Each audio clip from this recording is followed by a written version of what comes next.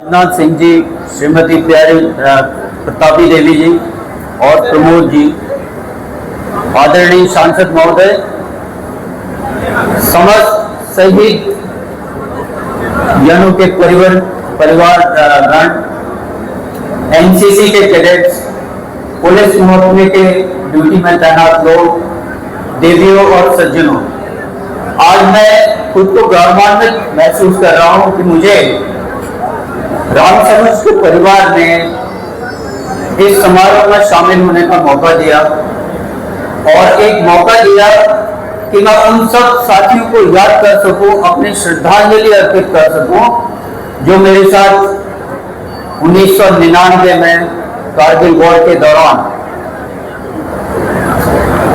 भारत की सेना की तरफ से अपने लक्ष्य को हासिल करते हुए उन्होंने एक बार भी नहीं सोचा कि इसमें हमारी जान जा सकती है।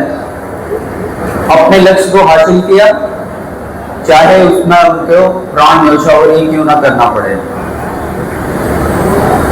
जब कारगिल की लड़ाई शुरू हुई थी तब 13 कुमाऊं का थोड़ा सा इतिहास आपको सुनाया गया था।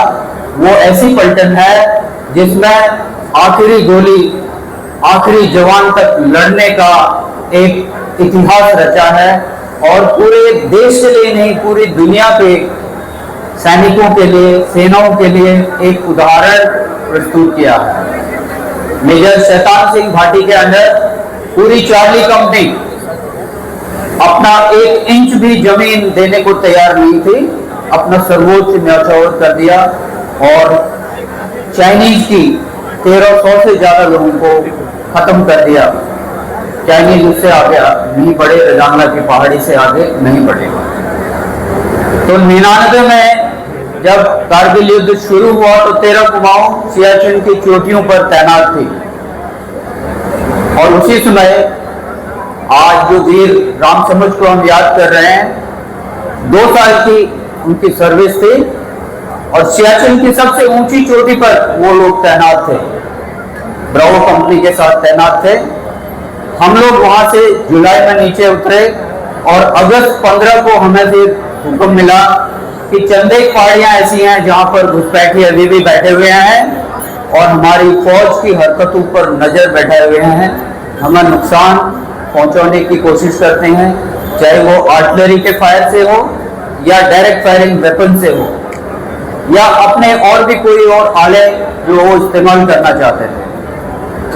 अब ये पहाड़ियां ऐसी थी जो आप लोगों ने आमतौर पर देखी होंगी कि उसमें पेड़ भी हैं, उनमें पानी भी बह रहा है। सियाचिन की पहाड़ियां सिर्फ आपको बर्फ दिखता है और कारगिल तुर्तुक की पहाड़ियां जो है वह सिर्फ पत्थर दिखते हैं और कोई उसमें चीजें नहीं दिखाई देती हैं।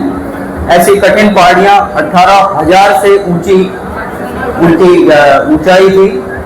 13 कुमाऊं 2 पोस्ट पर कब्जा कर चुकी थी, 17 और 18 अगस्त को, 23 और 24 अगस्त को। उसके बाद एक और लक्ष्य बचा था जिसमें मुझे सौभाग्य मिला। हमारे कमांडिंग ऑफिसर साहब ने मुझे उस चीज के लिए चुना और कहा कि अपने 60 जवान जो इतने मोटिवेटेड हों कि हम इस पर कब्जा कर सकें, दोबारा दुश्मन को वहां से खदेड़ सकें, इकट्ठा कर आप बटालियन हेडक्वार्टर की तरफ आएंगे। तो ये हम 20 अगस्त को जब इस पहाड़ी पर कब्जा करने के लिए गए, जो हमारी एक तजवीज बनती है, कब्जा करने की जो तजवीज होती है, उस चीज के लिए हमने 20 अगस्त से 27 अगस्त तक पूरी तैयारियां की। ऑब्जेक्टिव या जो कब्जा करने वाली जगह थी वहां पर दुश्मन की फायर के दौरान, दुश्मन की आर्टिलरी फायर के दौरान हम नजदीक से नजदीक जहां जा सकते थे दुश्मन की खबर लेने के लिए गए। रात में, दिन में पूरी खबर जितनी भी हासिल हो सकती थी और उसके बाद पूरी तजवीज बना के 28 अगस्त को हमारा अटैक जाना था। जैसे आप अगस्त महीने में यहाँ देख रहे हो बारिश शुरू होगी तो वहां भी 28-29 की रात को इतनी बारिश हुई कि हम उन चट्टानों के ऊपर से रोप्स फिक्स करते हुए भी नहीं जा सकते थे। एक रात हमने अपना अटैक को पोस्टपोन करना पड़ा, उसको पीछे करना पड़ा। अगली रात क्योंकि दिन में थोड़ी बारिश जब बंद हो गई, फिर हमारे पास हाई एल्टीट्यूड वॉरफेयर स्कूल के जो ट्रेन इंस्ट्रक्टर्स होते हैं और लद्दाख स्काउट के जो नुमाइंदे होते हैं, जो खास तौर पर ऐसी पहाड़ियों पर रोप फिक्स कर सकें। ये एक दो लोगों के जाने की जगह नहीं तैयार की जा रही थी, तकरीबन 100-150 लोग हम और 3 राजपूत के नुमाइंदे जो जाने थे अटैक करने के लिए, उसके लिए रोप फिक्स किया। इसके बाद 29 और 30 अगस्त की रात को आप समझ सकते हैं कि कितनी कठिन चढ़ाई वो होगी, जिसमें अगर किसी का पैर फिसले तो नीचे गिरकर वो जिंदा नहीं रह सकता। तकरीबन 1.5 किलोमीटर की दूरी उसको तय करने में हमें 7 घंटे लगे। 7 घंटे 1.5 किलोमीटर। और पांव फटने से पहले हमने जिस पहाड़ी के हिस्से पर कब्जा करना था, उसकी जो पहली टोली थी, कप्तान निखिल श्रीवास्तव जो मेरे अंडर थे, उनके साथ जो टोली गई थी 20 जवानों की, उनमें सिपाही रामचंद्र भी शामिल थे। जब आप किसी पहाड़ी पर कब्जा करने के लिए जाते हैं और पहाड़ी की चोटी पर कोई बैठा हुआ है, तो आपकी हर एक हरकत वहां से छुप नहीं सकती है। आपके सामने दुश्मन है और उसकी गोलियां हैं, उसका मुकाबला, उसके लिए बहुत बड़ा जिगरा चाहिए। आपको यकीन करना है, और जैसे जो हमारा इतिहास में हमारे पुरखे हमारे इतिहास छोड़ गए थे रजावला की लड़ाई के बाद, हमारे पास कोई और चॉइस थी नहीं कि इसको कब्जा करना ही हमारा लक्ष्य था। इस कब्जे के दौरान कप्तान निखिल साहब वो खुद घायल हो जाते हैं और 5 जवान हमारे उसमें उनको सुप्रीम सैक्रिफाइस, जो सर्वोच्च बलिदान जिसको हम बोलते हैं, अपनी जान की बाजी लगाकर उन्होंने उस लक्ष्य को हासिल किया।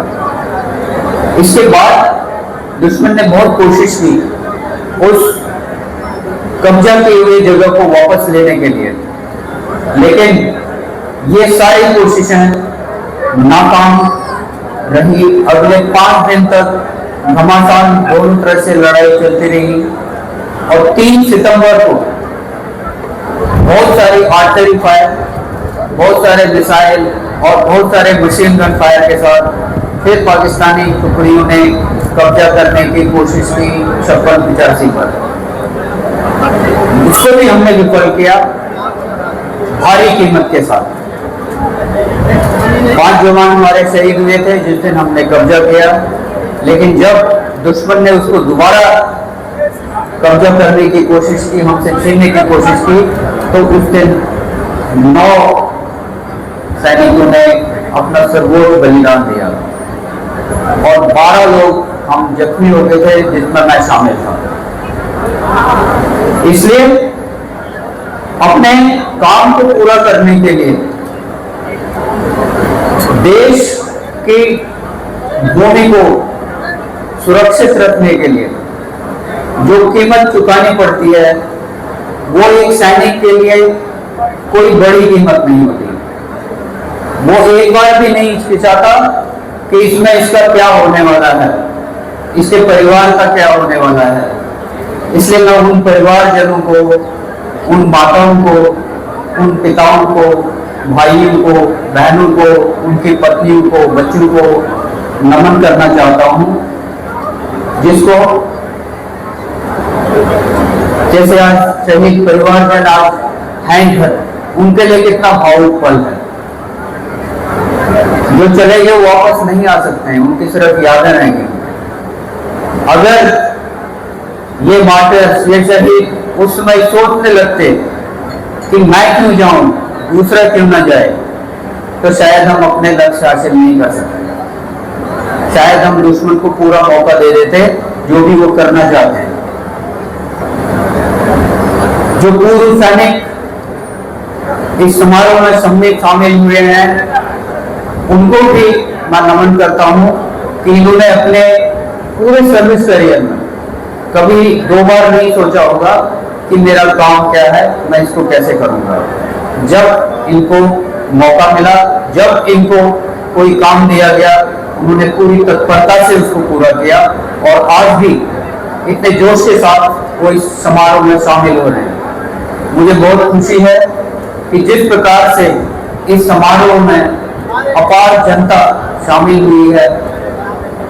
प्रमोद जी के परिवार ने सब लोगों से संपर्क करके उनको यहाँ आमंत्रित किया और वो लोग आए। इसमें बहुत खुशी मुझे भी मिल रही है और मैं मानता हूं कि आप सब लोगों को भी इसमें खुशी मिल रही होगी। एक शहीद के जो उसका सैक्रिफाइस होता है उस पर देश रोता नहीं है, उसको सेलिब्रेट किया जाता है। आज जो समारोह हो रहा है वो एक सेलिब्रेशन है इस बलिदान के लिए। इस माध्यम से जो पूरी जनता को जो हम मैसेज दे रहे हैं वो एक इस बलिदान को उसको हमने जो जितनी इज्जत देनी चाहिए उस चीज को दर्शाने के लिए है। मैं 13 कुमाऊं की तरफ से भी राम समाज के परिवार को अपने दिल की गहराइयों से धन्यवाद देना चाहता हूं कि वो हमारे इस जवान के नाम पर उसके साथ बाकी सभी शहीदों को भी याद करते हैं, उनके परिवारजनों को वो इज्जत देते हैं और उनको आमंत्रित करते हैं। साल दर साल ये काम चल रहा है। आप सबको फिर मैं धन्यवाद देना चाहता हूँ। आदरणीय सांसद महोदय को धन्यवाद देना चाहता हूँ। जो परिवारजन यहाँ आज पहुंचे हैं उनको धन्यवाद देना चाहता हूँ और आप सभी देवी और सज्जनों, आप सबको धन्यवाद। इसी तरह से आप सब लोग वर्दी धारक का हौसला बढ़ाए रखेंगे तो वर्दी धारक चाहे वो किसी भी फोर्स का हो अपना काम बहुत अच्छी तरह से पूरा करेगा। जय हिंद, भारत माता की।